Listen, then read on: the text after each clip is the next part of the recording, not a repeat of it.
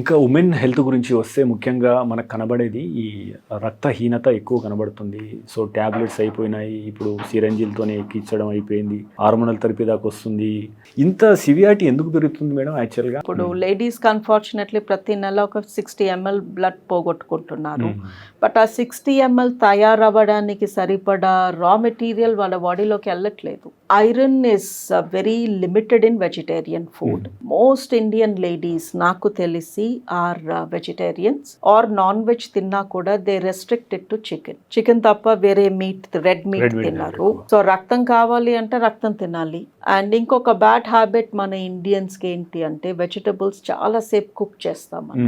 So ఏ vegetable అన్నా 7-8 నిమిషాల కన్నా ఎక్కువసేపు వండితే దాంట్లో ఉన్న మినరల్స్ అండ్ విటమిన్స్ చనిపోతాయి. మీరు తీసుకునే అదే మందులు, అదే నాణ్యమైన మందులు మెడ్ ప్లస్ బ్రాండ్స్ పై సగం ధరకే.